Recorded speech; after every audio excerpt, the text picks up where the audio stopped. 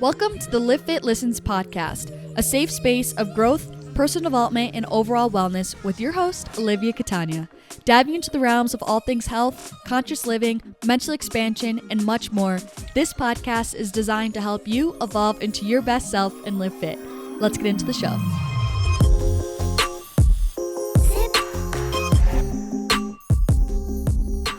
Hello, you guys. Welcome to episode 41. I'm really excited about this one. As you guys already know from last week, I just need to cut to the chase because I've had the most insane, honestly, life has been weird for me the past few weeks, couple of weeks. But specifically this morning was also so whack. I don't know what's going on. And it just was confirming that oh my gosh, things have been really weird the past week or two.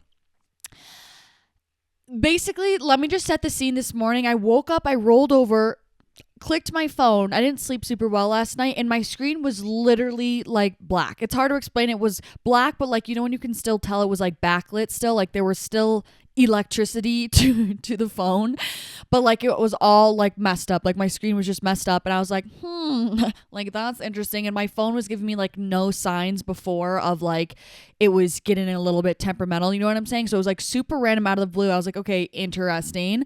And I had set an alarm, which if I usually don't set an alarm and I naturally will wake up between 7 and 8 every morning. Alarms just feel a little bit aggressive to me sometimes, which I know so many of you guys are gonna be oh my gosh, enjoy the luxury. And I know that, but my body can wake up, so I just am I don't really feel the need to use an alarm unless I really need to get up earlier than normal. Anyways, nevertheless, I went to check my computer to see what time it was, and it was so beautifully 6:58 a.m. when my alarm was supposed to go off at 7. So I love that my body also does that. When I set an alarm, somehow my body subconsciously knows to wake up. That happens genuinely often. But anyway, so I was okay, interesting. So also, I'm flying out to New York today to go home this weekend because I have another wedding. So I'm filming this a little bit earlier than I normally do, record the podcast.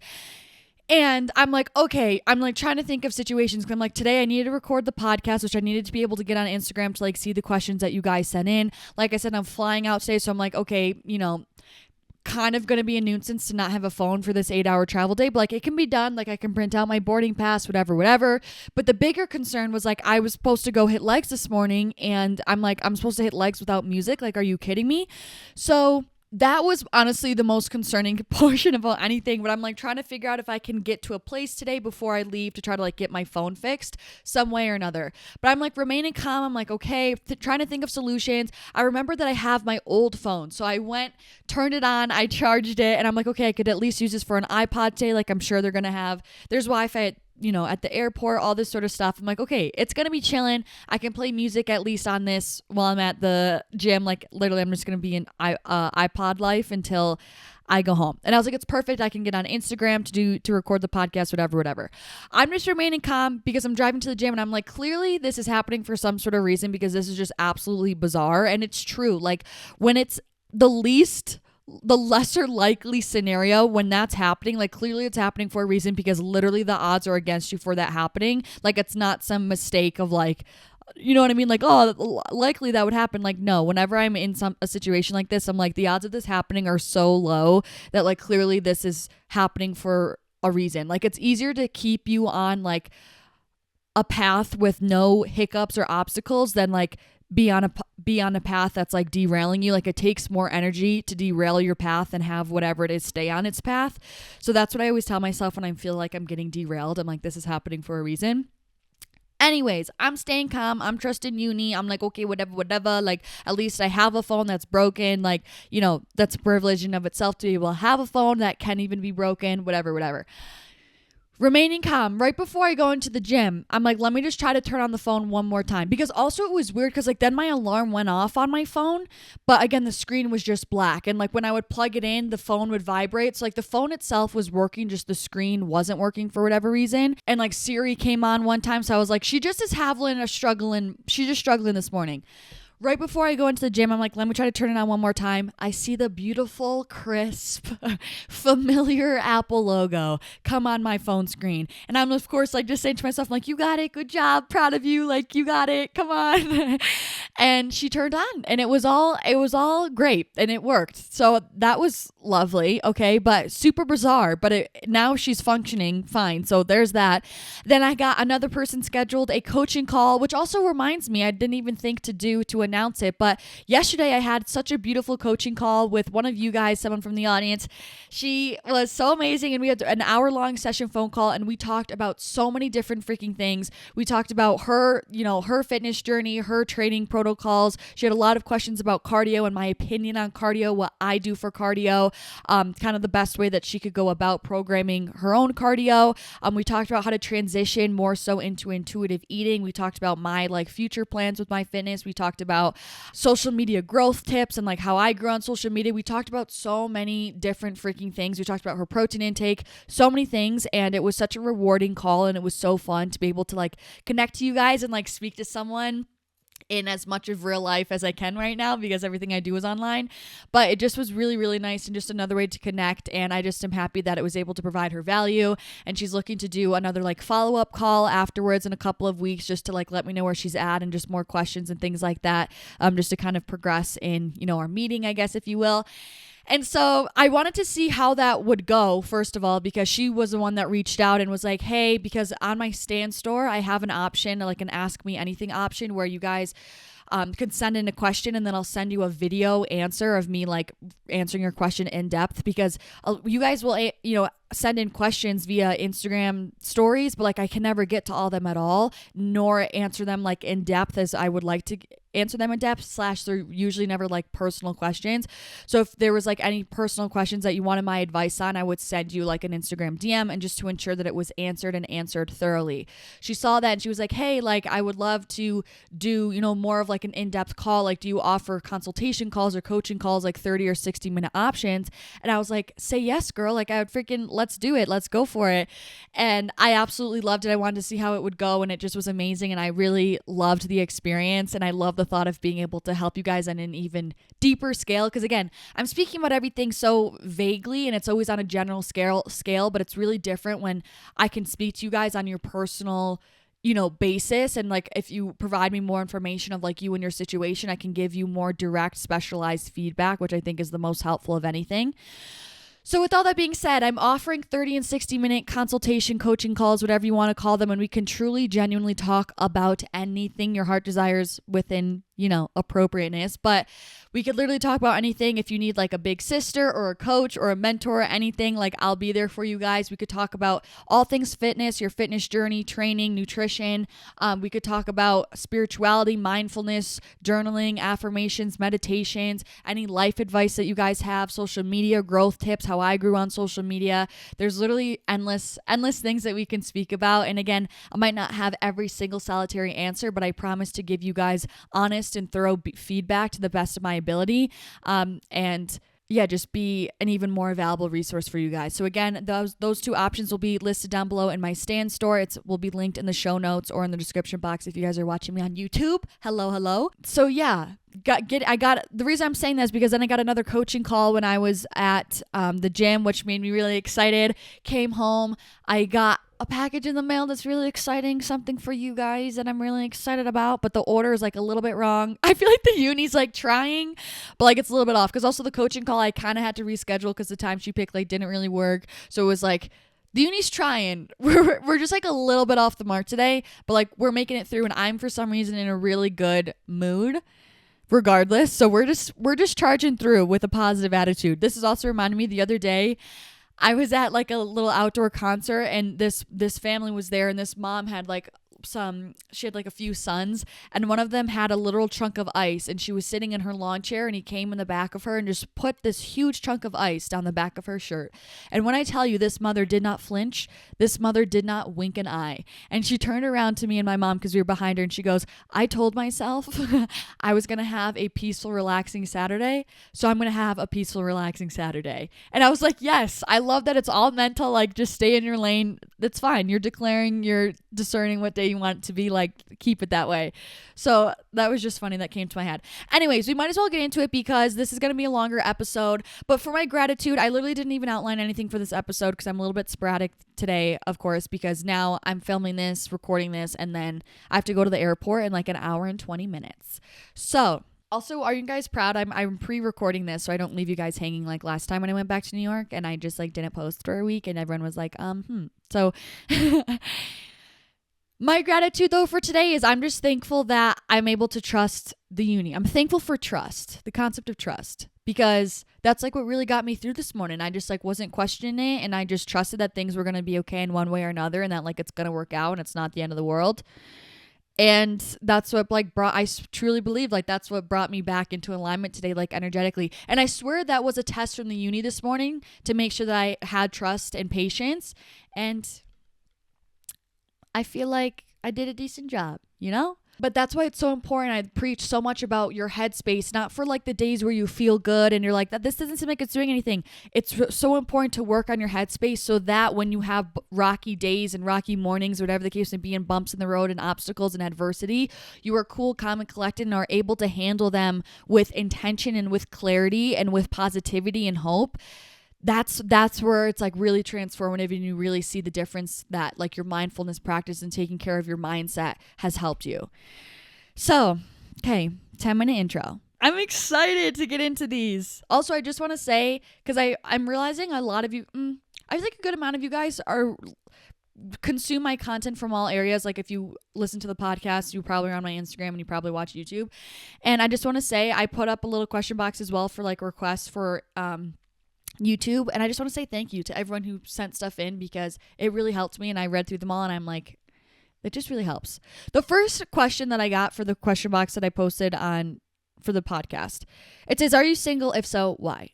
Yes, because I haven't found a husband. But yeah, I am single, not to start off with love, but a lot of these were kind of relationshipy, I guess.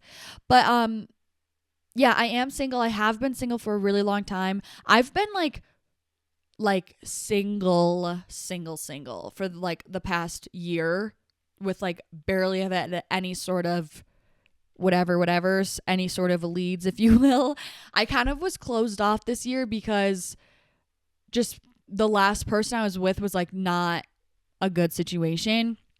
So I feel like I super was like turned back inward to myself. And I'm just very particular, like I'm not really looking to entertain anyone right now. Like in the past I was like, oh yeah, like he's cool, he's fun, he's chill. It's like if I don't think that like this is my person or like I see long-term potential with this person, I don't care to entertain it anymore. I'm just like not in that phase of my life. So I'm not, I think since I'm more serious and more discerning right now, and have maybe more pickier standards, I guess, that's definitely why I've been living my single life effortlessly though. The next question from someone else said, have you tried dating apps? If no, why not?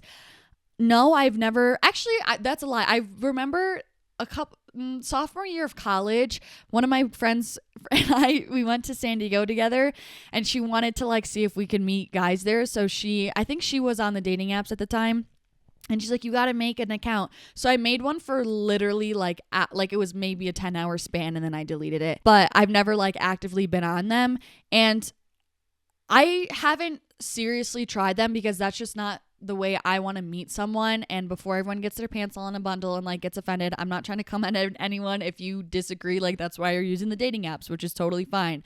I have really close people in my life who are avid users of the dating apps. But for me, it's like I don't want to meet someone that way, and B, I don't really feel like I need to, because I will say for whatever reason I tend to meet people in very serendipitous moments, and I just really trust that the universe is going to bring someone into my life at the time, like when the time is right, and divine timing.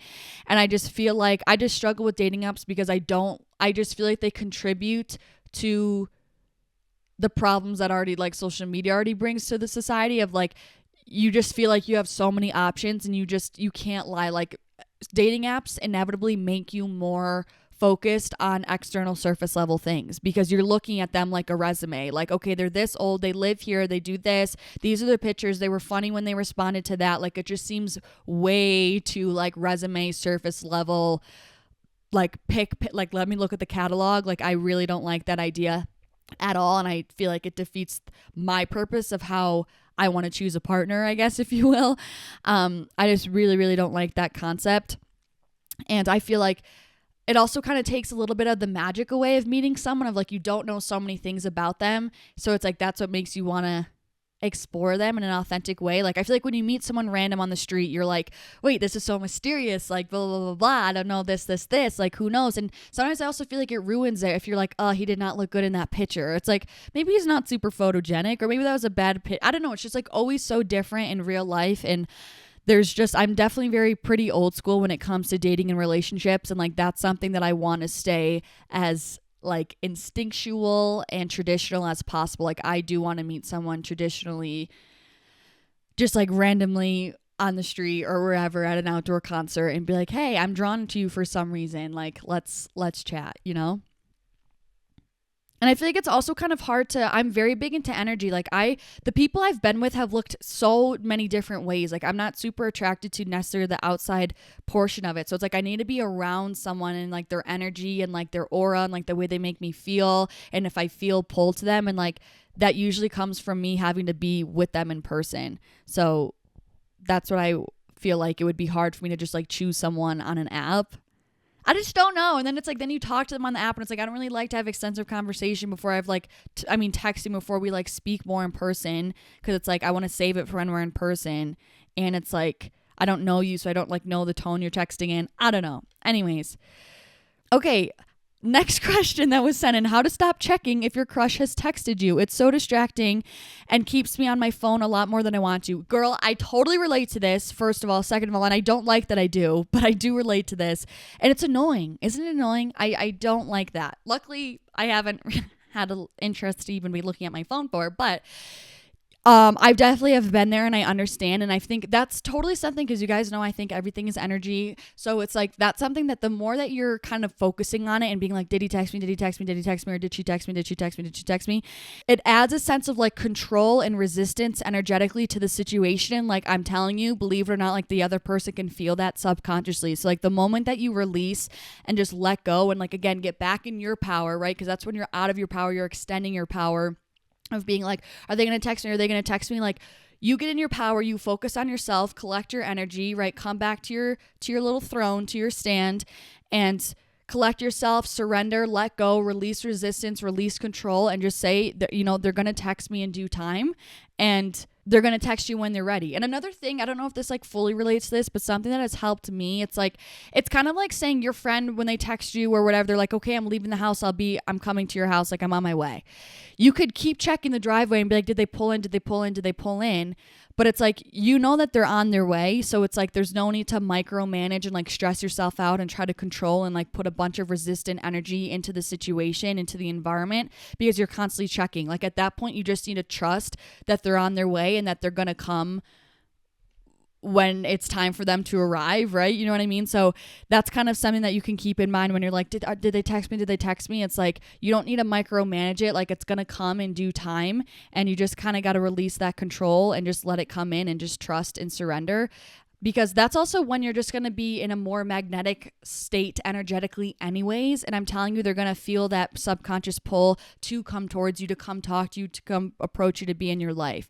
But that same analogy about like waiting for someone to pull into the driveway, that's like also can be said for someone if you're like waiting for a romantic partner or for pretty much anything in life. Like you just need to trust that it's on the way and that there's no point to like keep checking. Like you need to just trust that it's coming. You're my favorite YouTuber. Who's yours? Lots of love. Thank you so much. Lots of love to you too. That's so sweet of you to say. Definitely Sarah's Day. I just resonate with her so much because she like truly is everything that I hope to do with this brand one day. It seems so far away and like kind of an uphill battle. Like I got a lot of work to do still, but that's okay. That's still exciting to me.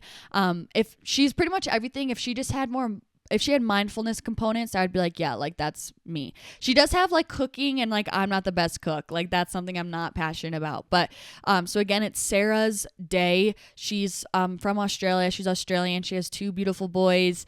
She's so cute. Her husband is like a photographer, a surfer, just like always doing all this stuff that I love. And she's just all about like overall healthy living. She talks a lot. She has a lot of recipes. She has like a cooking app. She has a lot of workout guides. She's big into like overall wellness of like, she likes to box, some weight training, body weight, Pilates stuff. Like she's very diverse, and she just is a vlogger, and she's super fun. And she just did a great job at creating an overall personal brand. And like, you don't really see that anymore. Like usually they're influencers who are like, this is me and like this is my life, but like she truly created a brand. Like you can tell like the way she decorates, like designs things, her color palettes, her just like things like that, like her editing style. It's like she really has cultivated an overall brand. So like when you see something, you can tell it's Sarah's Day branding. And I really admire that. I admire how much she's grown her brand and all the different avenues she's taken. Like she's done collabs with White Fox Boutique to come out with like activewear, and she's just done so many things, and I think it's really cool. And yeah, how do you deal with body image issues / body dysmorphia? I get this question every single time. And I feel like I touch on it every single time.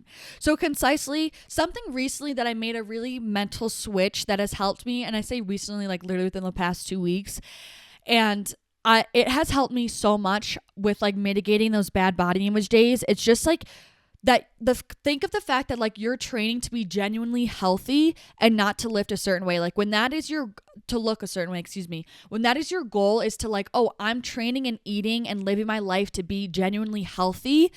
Everything else changes because you're not looking at your exterior or the outcomes or the output. You're so focused on your inputs. Cause like think about what you need to do to be healthy. It's like, it's all the way that you're caring for yourself. And I don't know, just for me, it's made me focus so much on the inputs as opposed to the outputs and the outcomes. Like when you're so focused on chasing a physique, you're always like, that quite literally is the output of something. It's the outcome. And I just find that when you get stuck in that kind of cycle and living in that way of focusing on outputs and outcomes, it's always unsatisfying and unfulfilling, and like you're just never satisfied. I can't really explain why or what it is, but it's just true. Like the way you truly are fulfilled is when you're filling yourself up and focusing on the inputs. Now that I'm thinking about it, it's kind of like when you're putting gas in a car. It's like you know what I mean? It's like if you're focusing on your outputs, which is the way like the car drives, if you were only focused on that, at one point you're going to be running out of gas and there's going to be nothing left there. So it's like you need to focus on putting gas in the car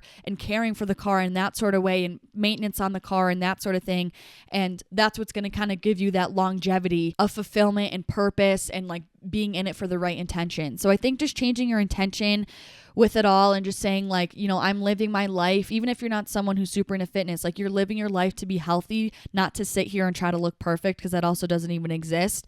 And I think that will just really help you not get so caught up in the way that you're looking and then be so nitpicky and hard on yourself the way you look in the mirror. Because now when I'm looking in the mirror, I'm like, I'm so happy. Like she's nourished today. She moved her body today. You know, she meditated today. So her mind is at peace. Like, and I just am looking at it in that sort of sense. Also, just be kind to yourself.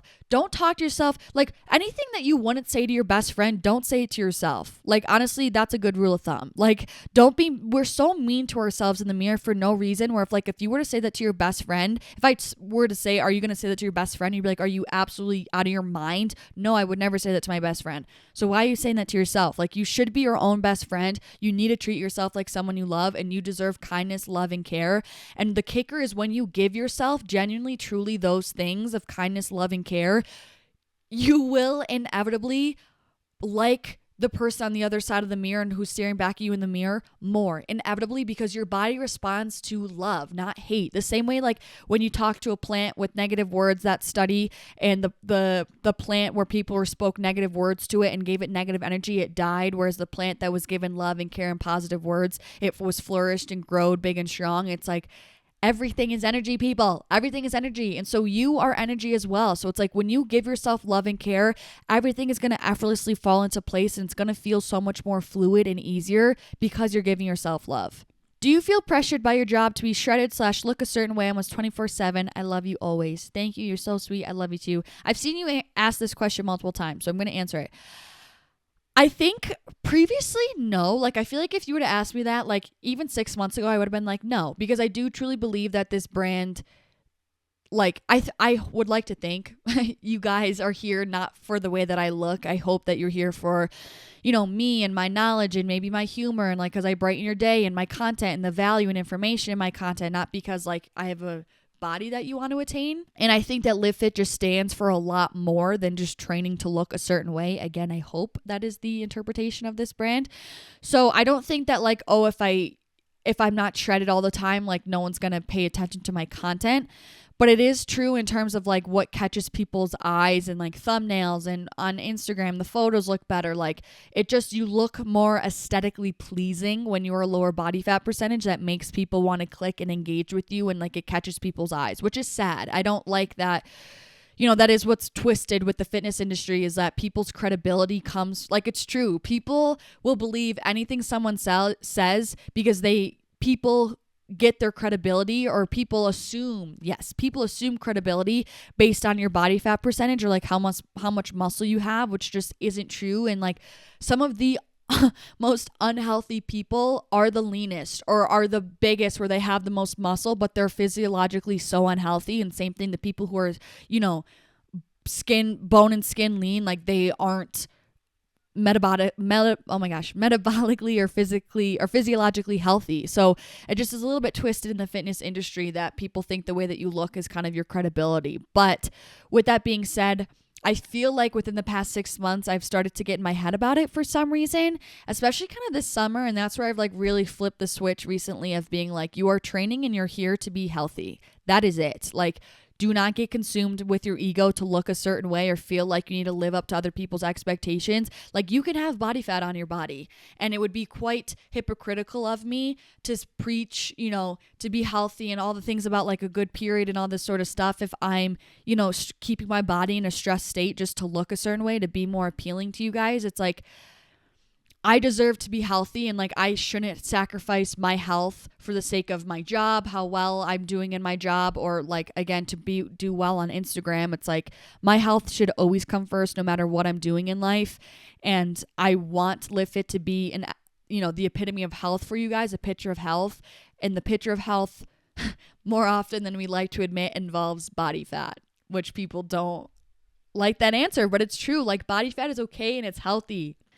When you live with negative people, how do you make sure they don't ruin your good vibe / energy? I get so upset when I allow negative people to dictate my mood and kill my vibe. Nicole, I feel the same way. I totally understand this, and this is something I had to get better about, because especially in college and when I first started this kind of spiritual journey, I was, like, really particular with that, unfortunately, where I would kind of be a little bit too harsh on the situation.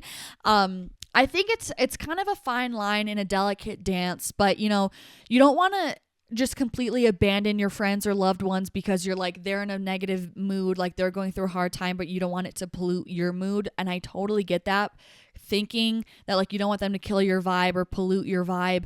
But again, like, they are your loved ones or your family or your friends.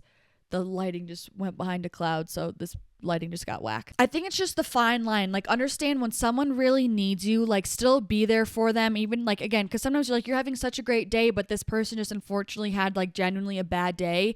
And I get being like, you kind of just want to let them stay in their lane because you had a good day. But, like, if they truly need you as a friend, that's what's just, you need to value them as a friendship and, like, be a good friend or a good family member and be willing to extend yourself to be there for them, because you would hope that they'd be there for you as well, at least in some sense.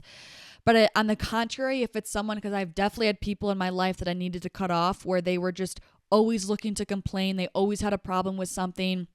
They always would just want to, bitch about something. No matter what it was, they wanted to make a problem out of something. And, like, that is kind of just like, we don't entertain that here if you're trying to live your best, highest self. So you need to understand, like, you can only help people who want to be helped, and some people just want to sit and marinate in a negative headspace, and there's only so much you can do. So I know it's, again, hard when you live with people, but that's when you need to, like, just put a boundary up. And if someone starts to, the biggest thing that helped me was to not entertain it. So this happened to me a lot, like, when I was in college, where people would talk to me about things they would be complaining about with schools and their teachers and their classmates. I would sit there and listen for a little bit, but I just wouldn't give life to it, because the more energy you give to the conversation, the more it's going to feed them and the negative energy.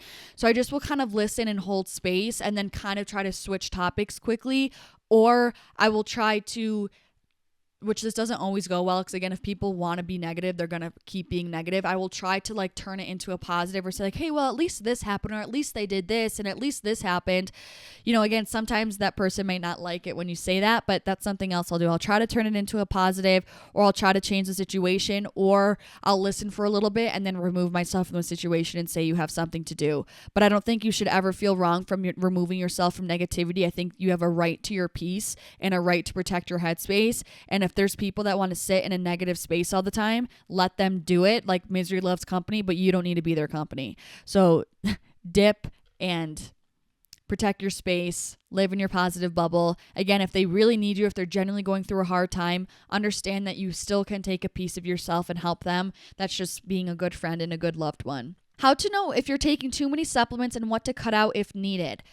I would say, honestly, all supplements are pretty like unnecessary. Like, you don't need anything obviously in your fitness journey, but I'm going to give you a list, I guess, of what I think is the most basic, what the most big majority of people would need, to like probably the least likely for people. So number one, a protein powder. I think pretty much anyone, no matter, even if you're an avid weightlifter or not, I think anyone can benefit from a protein powder, because so many people undereat on their protein. Two, I would say, is maybe like, I kind of want to say a collagen supplement, because not everyone, you know, is working on their hair, skin, and nail health. But like, I just think, again, with so many of us in our society, like not a lot of us eat red meat really, or other sources of collagen really. So especially for people who are depleted just like in nutrients, a collagen supplement will help just with your hair, skin, and nail health. Because when you're depleted in like other vitamins and minerals, your hair, skin, and nail health like diminishes because of that. I'm also talking very strictly about gym supplements. I'm not talking about like health and wellness supplements like that. That would be like, you know, vitamin D3 and magnesium, stuff like that. I feel like everyone could really benefit from that, like maybe a vitamin C pill. But again, this isn't medical advice. Consult your doctor. Going back to the gym bro supplements though, then I kind of would want to say, this isn't going to be for everyone, but like creatine, I feel like this is something, again, if you're not someone who eats red meat a lot, you're not really getting any creatine. And if you're looking to genuinely build muscle, creatine can be a great tool to help you with that. I felt it helped with my performance so much when I was taking creatine. And I say creatine just because there's nothing else that can kind of replace it. Like, for example, pre-workout, you can just sleep better. You can drink, you know, focus on electrolytes and proper hydration, or like matcha in the morning, and like that will be enough to kind of get the extra pep in your step without you needing pre-workout. So I say those three because they're kind of irreplaceable, if you will. There's not really a lot of alternatives for the most part. But then from there, after creatine, then I would probably say some sort of like pre-workout. And then I don't even know what's left after that. But like pre-workout is just fun to me. But like BCAA is so unnecessary if you're getting a lot of protein, like getting in your protein. I just would never like recommend, oh, someone take BCAAs. Again, unless you're really under eating on protein and you're constantly sore, maybe BCAAs can be something to help to add into your like intra-workout drink to help you with like recovery. What sparked your spiritual journey, and what was life like before you started these practices? So what started my spiritual journey, I'm really bothered by this lighting because it just is so dark now. I have a light here, but this whole side of my face is so shadowed. Anyways, what sparked my spiritual journey was that I completely lost any sort of relationship with myself and any sort of self-love that I had. Growing up, I was a pretty conventionally like confident person pretty naturally. And I grew up pretty healthy. So I think that also contributed to my like a more positive mental space. Like I grew up eating whole foods. I was always active. I was outside a lot, and physiologically it's proven like that stuff helps with your mental health. But then this was after my sophomore year of college. I started to drink a lot. Freshman year, I never drank. Sophomore year, I started to party because that was the only way I could make friends at the school that I was at. I mean, in my situation, that was the only way I made friends. I started to gain weight because I was also bulking that. So I was like bulking that winter and drinking a ton. I was drinking so much. I just was so unhappy with myself. I was really unhappy with my body image. I was super uncomfortable. I had never been that like large before, I guess, if you will. And then again, I think the alcohol wasn't contributing to my mental health well. Like I also did not like where I was in school. I was in literally the middle of Pennsylvania, insomnia, which literally sounds like a nightmare to me now.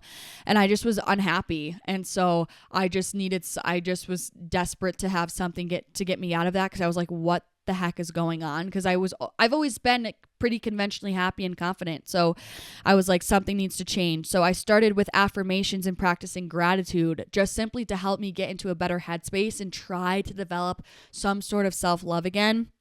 And then once I dabbled into that lane, you know, and when you're researching, when you're on YouTube, it just kind of spilt out into then, you know, manifestation, and then everything is energy. So like if you're building up a lot of negative emotions within you, like that's what's holding on. Those are those extra pounds that you're holding on to. It's all these negative emotions. Or, oh, if you keep giving yourself self-hate, like how do you expect to ever, you know, allow yourself to grow into someone that you want to be, because you can't hate yourself into a version that you love. So it honestly started from a journey of me trying to discover and cultivate self-love, and that led into my spiritual journey. Yeah, what life was like before these practices, I just was a little bit less, I was always conventionally deep, I guess, if you will. I always was very sentimental. I always was like trying to see the bigger picture and things like that has never really changed about me, but I just was never I didn't really have a ton of meaning behind things, but I did grow up religious. Like I did grow up a Christian, I guess. So I always kind of had some sort of trust in like a higher power if shit really hit the fan, I guess. Favorite playlist for working out. I do have my Apple playlists linked in the link in my Instagram bio, and it's actually linked in my Stan store at the very bottom. There's a link to my Apple Music. I have 3 different workout playlists that you guys always ask for. One is called Gym Hype. That's the most recent one I just added. I like that one a lot. Another one is Let's Get It, or Let's Get It, and that's kind of another like upbeat one, rap. And then they're a little bit older songs though. And then Ruthless is like if you literally want to obliterate yourself on leg day, it's like screamo music, 3 Days Grace. But that's also a really good one. Like I like that. Like I love Linkin Park and 3 Days Grace and Breaking Benjamin. Like it hits for me because I sing along to them even though they're like rock songs. Anyways, what are you currently reading? Thank you so much for your content. Thank you, Grace. I appreciate your love and support. I'm currently reading Think and Grow Rich, and I really like it. It's a book that's so beyond its time. It literally was published in 1937. It's a super famous book though. Like I'm sure you've heard of it. If not, this is you now hearing about it, because it's a very famous book. And actually back in college, when I was a sophomore or freshman in college, there was a guest speaker that came to one of my business classes, and he was like helping us, giving us pointers of like ways to be successful, because he was really well off and wealthy. And he was like, you need to read books. And he was like, specifically read Think and Grow Rich. Like every single one of you needs to read that book. And here I am now, 3-4 years later, finally reading it. It's honestly a great book. It talks about like kind of the concept of just like, not kind of, it does speak about how much your mindset impacts what you're able to achieve. It touches kind of on manifestation without labeling it as such, and how like your internal state dictates, you know, you actually achieving the things that you want to achieve, and your self-belief and self-efficacy and all that sort of stuff. So it's honestly a really good book, and it just teaches you how to be able to like achieve really great success from your mind. And so it's a cool book. So again, it's called Think and Grow Rich, and I don't know the author, but if you look it up, let me actually look it up. Napoleon Hill, that's what it is. Are you a homebody or a travel girlie? Both. I have 2 sides to me that love spontaneity and travel and adventure, and the other side of me is like obsessed with routine and being home and like having my own space. So both. That's why I feel like I'm able to be disciplined in the gym, and then why I go to Hawaii for 2 months, like unbeknownst. Do you read many books? If so, which ones do you like? Again, so yes, I do read quite a bit. That's something that started in 2020, and I'm really happy I've like been sticking with it, because reading has genuinely changed my life. I read self-help books, and it sounds so cliche, but like it's helped so much with increasing my value as a person. I always recommend The 4 Agreements by Don Miguel Ruiz, The Power of Now by Eckhart Tolle, A New Earth by Eckhart Tolle. If you're trying to get spiritually woke, please read all 3 of those books. I feel like those are like my 3 main ones that I really love. What's your relationship with your family like? Oh my gosh, I didn't realize there's so many questions. I'm like still just going up one by one, and I should be bouncing around more. Okay, but my relationship with my family, so my parents are divorced, but we have a conventionally like we obviously have problems. Everyone has problems. Like there's toxicity and dysfunctionality in my family, but there's a lot of love in my family. Everyone's in my life. We still speak to each other. So overall, we have a good family relationship. How did you stop overtraining? I really need help with that.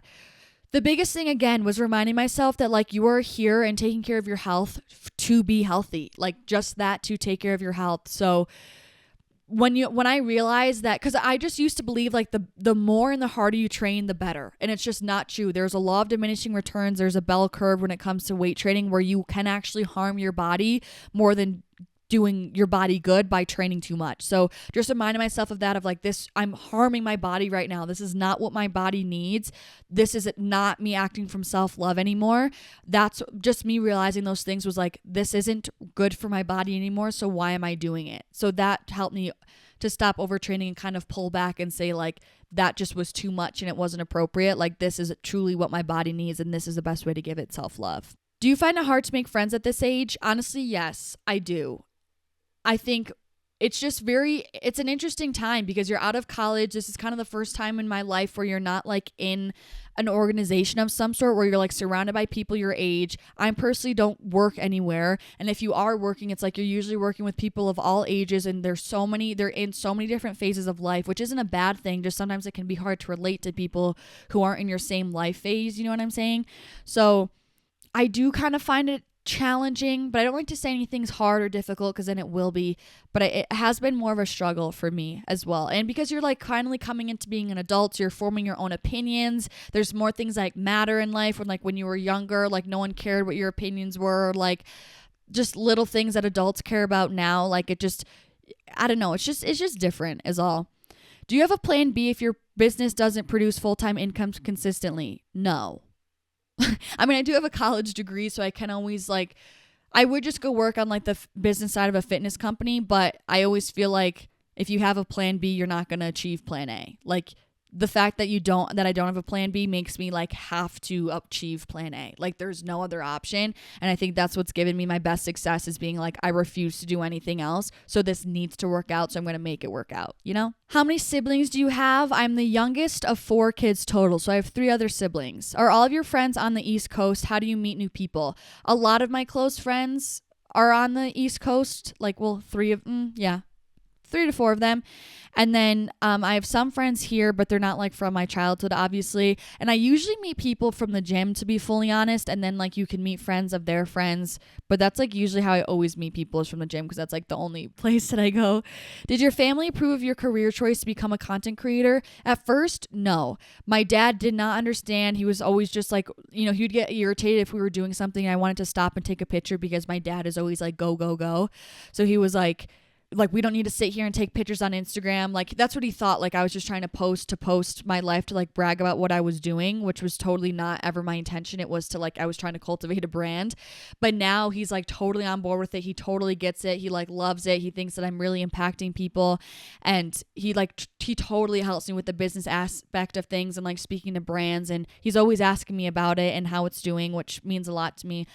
My mom, she never was really against it. She just always thought it was a hobby. I don't think she ever thought I was going to really pursue it, because I never really told her I was going to pursue it. So I don't really think she ever felt one way about it, because she was like, oh, she'll probably get a real job. But now she's still supportive of it, because she knows that I'm doing it full time and she knows how passionate I am about it. But I think there's still a little bit of a disconnect where she doesn't know how much of a full-time job it is in terms of the time and the money that I'm making. But also I just don't think she loves the concept that I'm like speaking with random strangers on the internet. Like she still thinks it's kind of taking away time from real life connections and people in my real life, which I do understand. And that's just the difference in generations. Do you do in-person personal training? No, I do not. I used to do that. I am an ACE certified personal trainer, which I have gotten a lot of questions on that lately. I am certified through ACE, which I'll talk about that in a little bit. But I just didn't, my biggest passion has always been Livfiit. It's been cultivating this brand. So that's kind of why I wanted to open up some consultation calls and coaching calls to kind of give you guys some more insight, but without having it be like super super long-term thing, you know what I mean, to kind of help me balance it all a little bit more. So I don't do in-person training, but that's why I am starting to do more like coaching calls to help give you guys some a little bit more advice. Where do you see yourself in 10 years? Do you want to have children? I want to have kids so badly. And in 10 years, I'm going to be 33. So hopefully, I really hope Livfiit is going to be very stable. It's going to be a stable business that extends beyond social media. I'm hoping to have like workout guides. I'm hoping it to be like an overall really holistic brand that helps people, live their best life and help increase people's quality of living in terms of their mindset, their fitness, their physique, their nutrition, and they just truly feel like they're living a higher elevated life with meaning and purpose and passion. I hope to have a life partner at that point, and I hope to live somewhere in a lot of sunshine.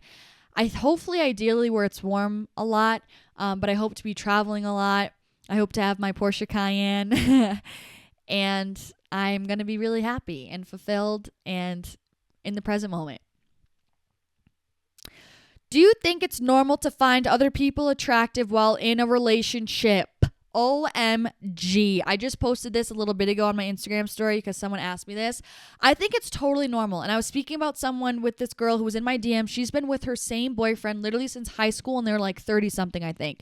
And they've been together and they literally openly talk about when they see someone attractive on the street. I think it is so... And someone else DM'd me and was like, their pants were all in a bundle that I had this opinion on my Instagram story. They were like totally did not agree with me. But I think it is so unrealistic to think that for the time, if you're planning on being with someone for a lifetime, if you think that they are never going to find another human being attractive, I think you are dreaming, and I think you're placing unrealistic expectations and restraints and restriction on your partner. I think that is asinine to think that. And I do think this is what someone, countered me on. I do think that it is completely out of control and insecurity if you're bothered by your partner finding someone else attractive. And this is the thing. I'm not saying that they find them attractive and they're fantasizing about them in their head and that they want to go pursue them. No, that's a completely different thing about taking action. But there's nothing wrong with acknowledging that someone's an conventionally attractive or cute individual. Like, I don't think there's anything wrong with that. And like when I was with my boyfriends, like I would openly say, oh my gosh, she's so cute. And like I never felt one way about it. And it's like, I do think it's coming from a sense of control because you feel like you don't want your partner to think anyone else is attractive. You only want them to think you're attractive because you want that control. You want them to be wrapped around your finger and only think you're the only attractive one to walk this planet. Or you think that if they think someone else is attractive, that it's taking away from your own attractiveness or taking away from their loyalty towards you or taking away from the way they feel about you. Like, it is completely independent to your guys' relationship. It has nothing to do with their loyalty. It has nothing to do with how they feel about you. And something that my sister said that I loved, she was like, it says even more if your partner's attracted to someone but still chooses you because they know that you're the right person for them, and they know that they love you for the person you are, for the way you show up in the relationship, for your energy, for your aura. Like, that speaks so much more than if someone finds someone else like surface level attractive on the surface level scale. I just think that overall it causes way more arguments than it should, and it's like minutia details that doesn't matter. Again, if they're being sneaky about it, if your gut's telling you something's wrong, if they're being really flirty with other people, then yeah, maybe that's a red flag. But if it's just conventionally like they just find someone attractive, this originally started because someone asked about them like following other fitness girls or liking other girls' pictures. Like, I just feel like, bro, I don't have the energy to like be arguing with them about that, I guess, is all. Steps you took in healing traumas. The biggest thing is letting them come up and truly process them instead of like suppressing them. So like journaling helps me so much, and just being more intentional with how I go through life, because believe it or not, your traumas show up in your subconscious and like how you show up in other relationships, and like just also in the relationships that you know, I'm saying coincidentally in quotes, but it's not coincidentally, how you like the relationships that you end up attracting into your life. Like, all of it is a reflection of your internal state and your subconscious and your either healed or unhealed traumas. So just kind of being more aware and just, kind of using active learning, like in the moment of being like, oh, I just showed up this way. Like clearly I was triggered for some reason. Why did I just feel triggered? Where do I think that's coming from? Why am I acting that way? Did that person do something to make me feel that way? Or was I, did I make up a scenario in my head because something happened when I was a kid or when my last boyfriend cheated me like this? Like just being more overall intentional and using critical thinking and questioning and being more curious, I think is something that really helped me just heal overall and just become a more like evolved individual. I feel like honestly that helped me more than journaling overall. And also reading books helps me a lot. Like just read about these things. There's a good book called How to Do the Work by Nicole LaPera. She's a holistic psychologist. Great book. You mentioned your mom has grown a lot lately. What do you think helped her the most? So my mom like recently went through literally a spiritual awakening. I'm not even kidding. Like probably a year ago now. She used to live in New York like her whole entire life, central New York. She recently moved out here in Utah in March. She dropped everything. Like I don't want to infringe too much on her life, but like just trust me, her life did a completely 180. She's 60 years old. She dropped everything and everyone, and she was like, I'm choosing me and I'm choosing my happiness.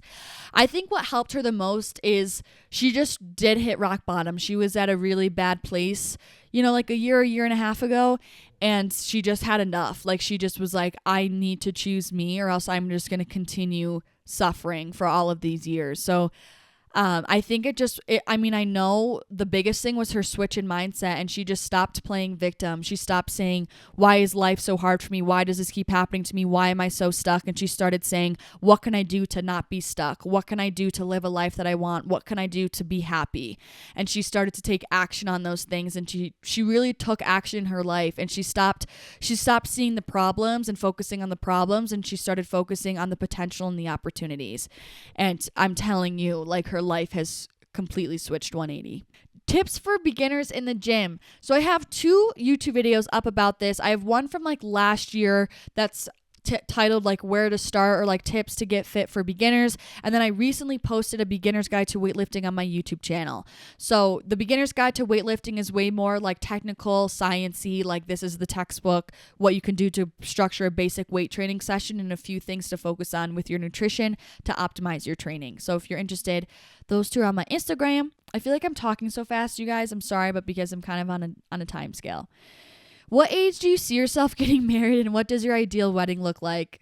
Y'all, I mean, I guess I have an ideal age, but like I saw something on TikTok that was so funny and so true. It was like one of those, the calculating sound, and it was like, I want to have kids by the time I'm 30, so I need to be married by 28, so I need to be married by the time I'm 26, which means I needed to meet someone yesterday. And I was like, that is literally me. So ideally, I would think I could so see myself, well, ideally, not factoring in if I had a relationship right now or not, I would love to get married like 26, 27, and then have my first kid like 29, 30. I don't think there's anything wrong with that. Sounds pretty decent to me, but like I also trust whatever's supposed to happen is going to happen. And my ideal wedding, I'm not a big wedding, like I'm not like this is what's going to happen and I want this dress and these are my colors. Like that's just not me. Like I want to speak about my partner about it. Like I don't want it to be my way and that's what we're doing. Because there's people who are like that are like, nope, this is what we're going to do. I don't care what he says. Like I do want it to be very mutual and collaborative, and I want it to reflect like us and our dynamic. Preferably definitely some sort of outdoor wedding 100%. I don't really want to get married in a church. I know I don't want to get married in a church. And I just want it to be very wholesome. I don't have a call to like have a bunch of people there. I do want to say my vows. I want it to be really romantic and sincere and heartfelt. And yeah, I don't really necessarily think I don't know, like a beach wedding, but like an outdoor wedding, I guess. That's all I got. I haven't really thought about my wedding that much because I'm not super keen on like feeling like I need to get married, I guess. Is there an attachment in the season of life that you need to let go of? I love this question. Is there an attachment in the season of life that I need to let go of? Yeah, I'm kind of getting a couple things right now. Yeah, I think I need to let go of this picture of like perfection, because I tend to be a perfectionist with just like everything I do. So I think I really need to let go of perfection and also like the need to know. I need to let go of the need to know. Like sometimes I like want to know the answers and what's going to happen and what's it going to look like. And it's like, I just don't need to know. Like, I just can flow. How did you start loving yourself? Genuinely affirmations. I started writing affirmations down on a piece of paper. I started with 5 in the morning, and then I started saying themselves into the mirror. And I telling you, it rewired my brain so that I got in the habit of saying positive, kind words to myself. I'm telling you. How did you meet your friends in Hawaii? Honestly, Instagram/YouTube and the gym. And then from those friends, I met their friends, pretty much. Should/can every workout be really intense, in caps, really intense, assuming that you are getting adequate rest? I don't know how many times you're working out, but like based on what I know in my experience, like kind of no. Like you don't need to be training to failure every single workout, every single set. And like that's something I used to do. I would train so hard constantly because I thought like that's what it took if I was being serious. That's what it took if I wanted to see results. That's what it took if like I was tough, right? Like I didn't want to be lame and like go easy on myself. Like I wanted to train as hard as I can to prove that I was tough. But like your body doesn't need that every single workout. So I think that, again, don't take my specific like medical advice, but I would say like, you know, there's no more than like 60 to 70% of your workouts can be hard and challenging, but like let the other 30% be more mellow and easy. How to accept that I've never dated/kissed and don't like to drink/party when I'm 22. I'm reading this because I know someone else out there is going to relate to this and feel like, oh my gosh, I'm not the only one. Listen to me, girl. Like it truly, age is just a number, which I know everyone says that, but like you just need to trust your own path that you're on. And like that doesn't make you any lesser to not have, you know, experience those things. Like everyone's on their own timeline. Age means nothing. Like you do not need to feel rushed in any sense. And just, again, my biggest word is just trust. That's kind of the season I'm in, is just trusting. But like, again, also if you want to change those things, if you want to experience those things, then open yourself up. Like maybe you're in an energetic block. Say yourself affirmations that you effortlessly attract people into your love life. Things like that, where you're opening up your heart chakra, you're opening up your energy to attract those scenarios in. But if you don't have any interest in dating, if you don't have any interest in partying, that's totally fine. Like don't make it feel like you need to be a certain way because society makes you feel like there's a certain timeline. How to get over past relationship trauma/not bringing it into a new relationship. I love this question. This was something I really dealt with because, again, my first relationship like cheated on me. It was not a good relationship. And so, you know, it was really hard sometimes to show up completely healed into the next one. And I think, you know, it's unrealistic to expect this of you, and it's unrealistic for your new partner to expect this of you to be like 100% healed. I think healing is a forever ongoing journey. So you need to give grace with yourself and have patience with yourself, and your partner needs to do the same and understand your background. But you also need to understand it's not fair to pin something on your partner that they had absolutely nothing to do with. For example, this is making me think of the analogy. It's like when someone, because I get this a lot with my siblings. Sometimes my dad will be like, why did you put, like, you can't put this, you know, I'm making up an example. You can't put this XYZ in the fridge because blah, blah, blah, blah, blah. When I'm like, Dad, I'm not even the one that did it. Like, you're speaking to the wrong person. So it's kind of that sort of thing. It's like, you can't be mad at them for something that someone else did and hold that against them. It's like, I'm a big believer that you trust someone until they give you a reason not to.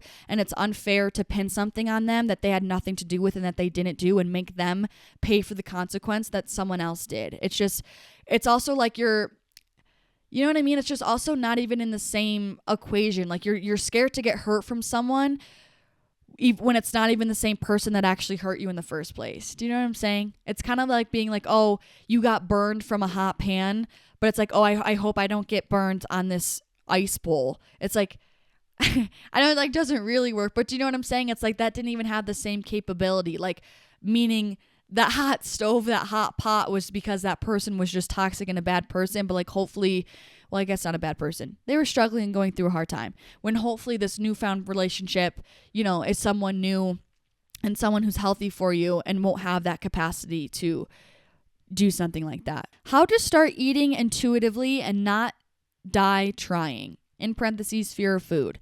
I just spoke about this with my last coaching call with the girl that I spoke to the other day. And my advice, again, if you are tracking, I think the best way to transition into eating intuitively is like find a time when you're not focused on any sort of physique goal or anything where you're like, I'm trying to be in a deficit or a surplus. When you're trying just to be at maintenance level and you're someone who's tracking your calories, start by just maybe giving yourself like 2 intuitive days that week where you're tracking 5 days of the week and then you're eating intuitively 2 of the days. And so you kind of just can focus on starting to get a feel of your hunger cues, of eyeballing your food, and just focusing on, getting practice doing it without needing the numbers and the math. And then slowly maybe transition to 3 days, 4 days, so on. And then you kind of do this slow transition from tracking to intuitive eating. I think it helps you get more of a gauge of where your maintenance level should be, like with your tracking. It also helps to give your body time for you to like listen and hear your hunger cues, and it gives you practice with paying attention to those hunger cues. How to overcome the fear of food. Again, I keep using the word trust. You need to trust your body. I think our bodies are so much smarter than we make them out to be. Like, they know the right answer. I think sometimes we get so confused when it comes to food because we're trying to be in our minds when we need to truly get into our bodies and just listen to our hunger cues. Like, there's so much to say just about taking away that mental equation and just being like, am I hungry? Yes or no? That's it. Not like, oh, what did I eat today? I shouldn't have eaten that, but since I had this, maybe I should eat this. Like, no. Simply say, am I hungry? Yes or no? And just go with what feels good to you. Just relax. And like, again, when you start to overthink about like what I should eat and all this sort of stuff, it creates that resistant energy within the situation. And again, it has you acting from control and fear, which nothing ever good happens in that low vibrational state. So, surrendering, letting go, and just trusting your body and truly knowing that food is fuel. And you need to trust that your body is going to desire the amount that it truly needs. And if you just keep fulfilling those requests, your body is going to, and you love your body is going to love you back. So food is truly fuel. And I think it's just blown out of proportion that food is this enemy, or that it's so easy to overeat. And then, I just think, and I'm not trying to belittle people who truly are struggling with their relationship with food. Like, I understand it can be difficult, but I think what makes it difficult is we get way too wrapped up in our minds about it, and we just need to trust our bodies. If you're focusing on eating whole foods, minimizing processed foods, your body is going to be able to register its satiety more accurately and correctly and tell you what it needs and what it's craving and when it's hungry and when it's truly full. Not a cue, but could you by any chance say hello and an affirmation to my sis? Hello. Greta_twin is who she wants me to say hello to. She said she hearts you. I love both of you because I think you guys are twins, which is really freaking cute.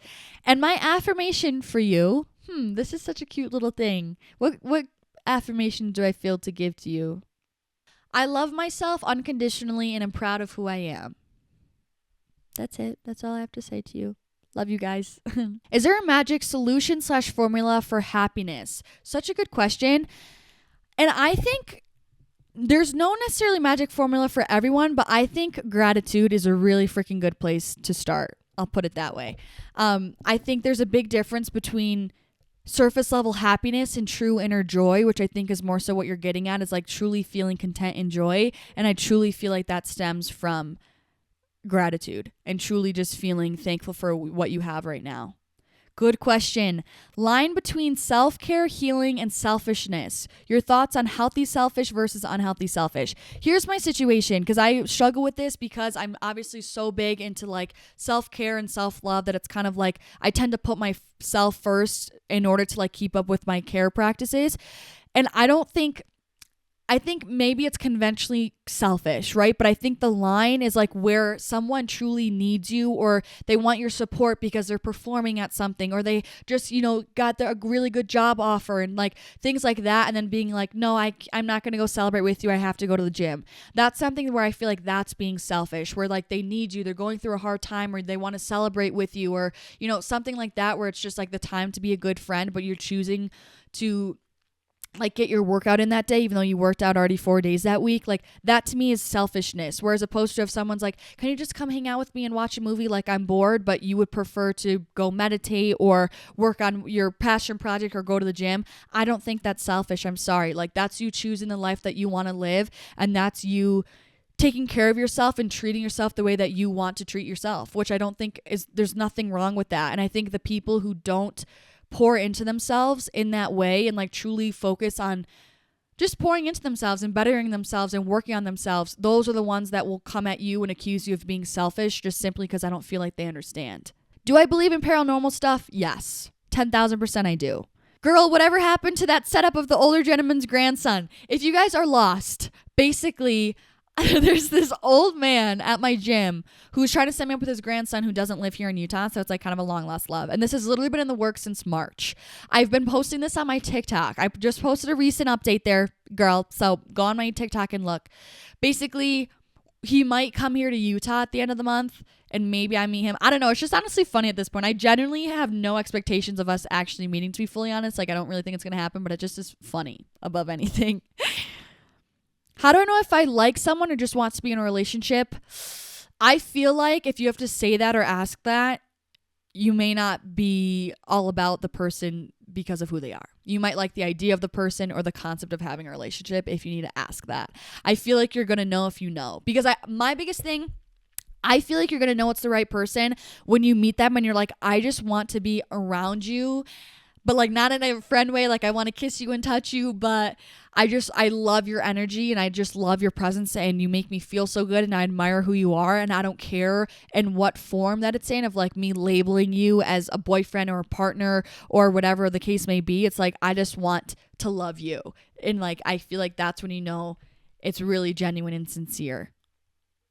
You guys, one of my biggest pet peeves is the fact that I can't answer all the questions. Like, it just bothers me. I just want to answer all of them. Oh, I did say I was going to touch on ACPT. Okay, really quickly, she said more info on your ACE certification, how it went, why you got it, likes and dislikes. So ACE is just like an online, basically in order to get your personal training certification, it's like an all online, like self-paced thing. Well, they basically send you a book. You have to read the whole book, you study, then you sit for an exam. It took me probably like 6-ish months, I want to say, but I really only hardcore studied like 2-ish months to be fully honest. And I got it just because that was my phase of my journey where I was like, I want to learn anything and like everything. I just want to try to optimize my training. And I was super interested in like just simply weight training itself. And I wanted more credibility for Livfiit and for my future.